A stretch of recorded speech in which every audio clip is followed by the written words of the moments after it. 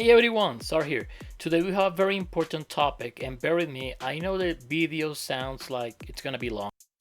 It will be, but it's going to help you, okay?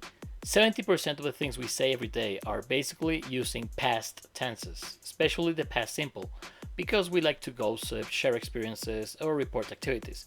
So this video is going to focus a lot on that, okay? So the first thing we're gonna do, we're gonna focus on the uses a little bit. Then we're going to talk about the verb forms, regular and irregular, because this is kind of key for this topic.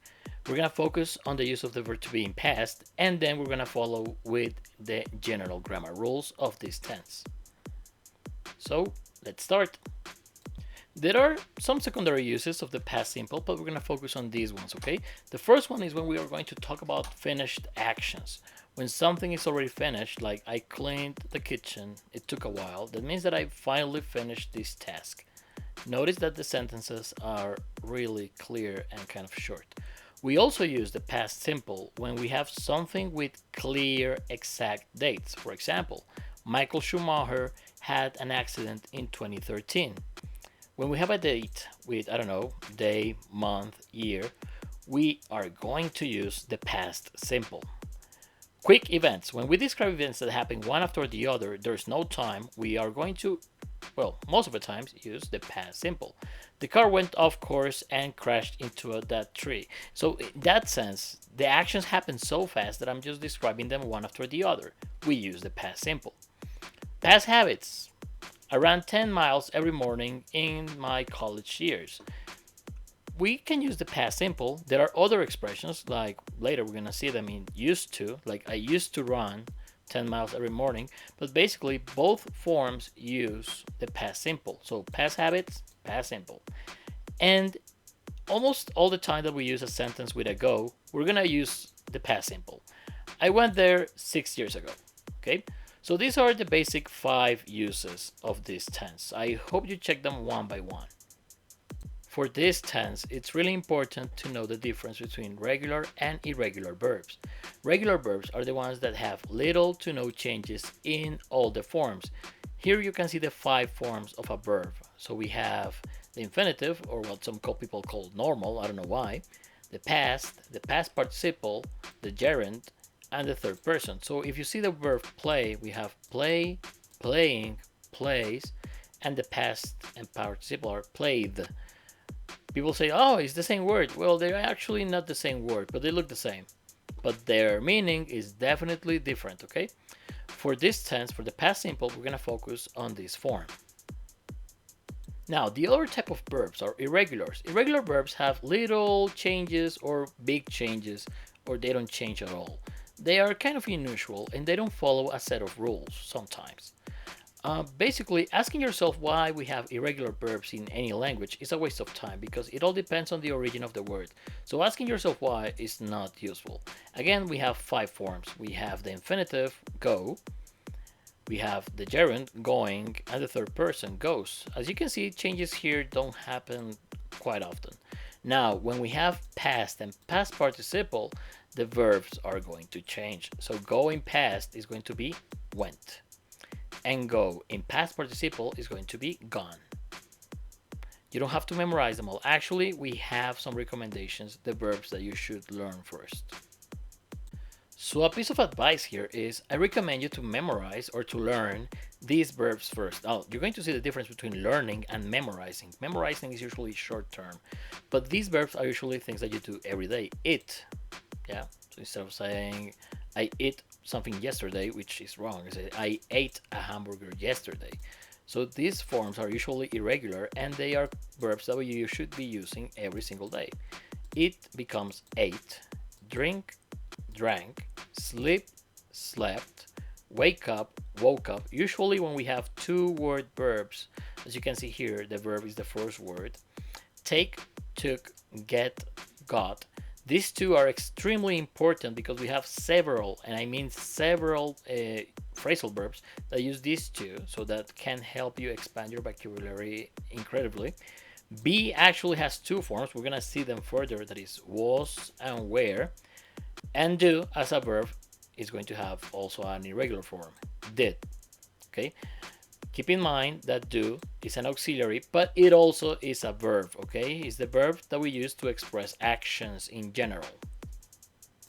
The past simple is not complex in structure, but you have to pay attention that the verb to be has its own form. The past of to be is going to be was and were. Pay attention to the pronunciation here, was. Yep. I was thin as a kid. Yep. So as you can see here, the verb is going to be here completely alone. If the verb to be is with other verb in front, you might be using either the past progressive or continuous or a passive voice form. So for now, we're just using the verb to be here alone. We're either describing something in the past or a state in the past. You were at her house, okay? We're describing a past location. We were at the mall yesterday. They were with Mike at the party. As you can see here, we usually use the verb to be as the same thing in present for descriptions, for description of states, or for locations. He was shy when he was a teen. She was the funniest in class. It was so amazing. So remember, the verb to be has two exclusive forms.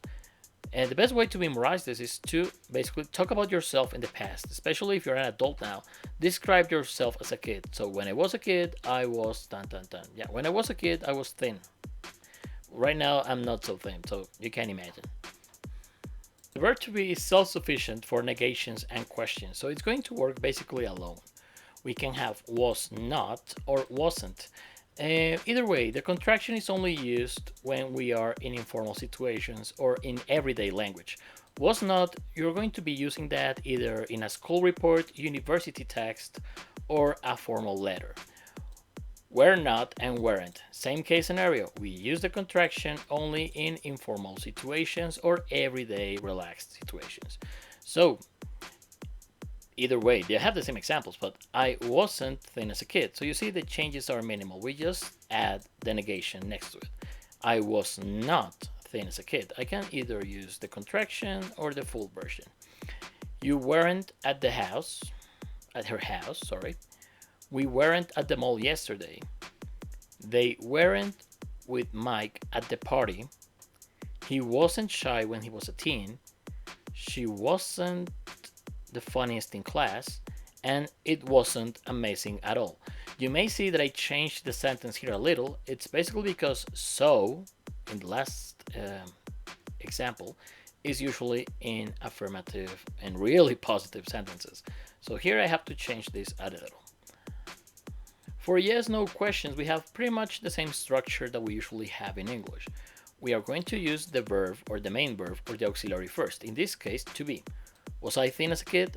Yeah. Or no? Well, yeah, I wasn't. Were you at her house? It's a very intriguing question. Were we at the mall yesterday? Were they with Mike at the party? Was he shy when he was a teen? Was she the funniest in class? Was it amazing? Remember, the most important thing of questions is one, the order. We do have to start here because if we use structure that looks kind of affirmative, like with the subject first, like I was thin as a kid, that doesn't sound like a question, that sounds like a doubt. And the other thing is to have the intonation of a question in the end. Yeah, were we at the mall yesterday? That doesn't sound like a question. Were we at the mall yesterday? Remember that the intonation tends to go up as we ask a question. All the subjects, all pronouns, whether they're singular or plural, the grammar rule is just going to be using the pronoun, then the verb in past, and then use the complement that you need. I played soccer when I was a kid. You played Monopoly at Matt's house. We played a lot when we were children. They played with FC Porto. He played video games all the weekend. She played for the school's volleyball team. It played the music loudly. So as you can see, we just have to mind the ed. However, this has two sets of rules, okay? As you can imagine, I know it cannot be that simple. What happens with the ed? Well, the ed is going to have some rules for the ending and some other rules for the pronunciation because you have to avoid fossilizing pronunciation mistakes here because they're really difficult to remove. even if regular verbs are really simple, we just have to bear in mind one thing. They do need some changes sometimes. So let's say 70% of the times we're gonna find verbs like play and watch. Either we finish with Y or with 2 or 3 consonants. We just have to add ed. So play, played, watch, watched. That's it, plain and simple. We have verbs like study. They finish in Y, and before that we do have either a vowel or a consonant. Well, Y is a semi-vowel, so we replace Y and we add IED. So study becomes studied. Simple enough. Hope. We already have the E here, so we just need the D. Hope, hoped. Okay. Verbs like this, sky, they finish in a vowel. They are not so common because usually these ones are irregular. But in this case, we just need the ed again. Sky, skied. And we have verbs that appear consonant, vowel, consonant. When you see this combination, you are going to need to do this. You need to do this. Double the last consonant. Back, backed. Okay? Simple enough. The last thing to consider here is the pronunciation of the ed.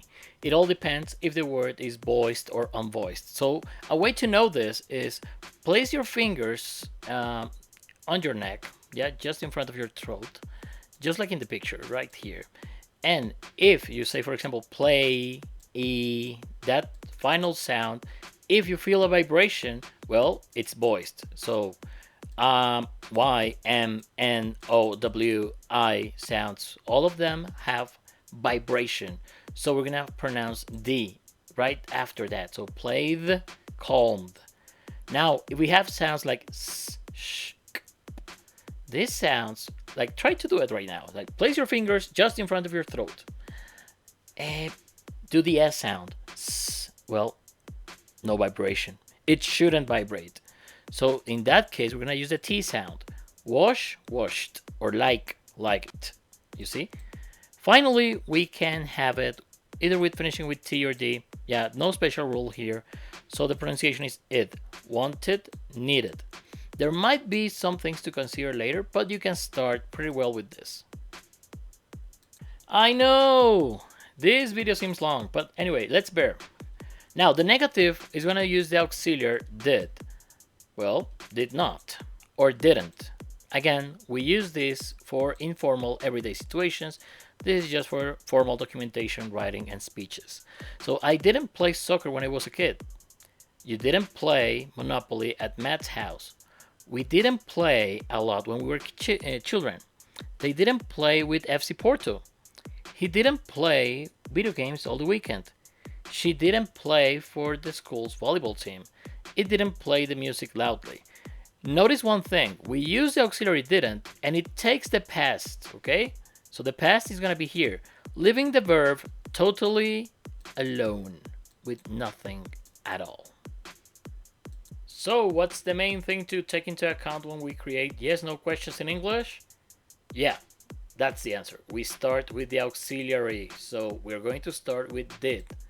Did I play soccer when I was a kid? Yes, I did. No, I didn't. Did you play Monopoly at Matt's house? Did we play a lot when we were children? Did they play with FC Porto? Did he play video games all the weekend? Did she play for the school's volleyball team? Did it play the music loudly? So the auxiliary is gonna go first. This is like a general rule for all the English structures, so nothing to see here.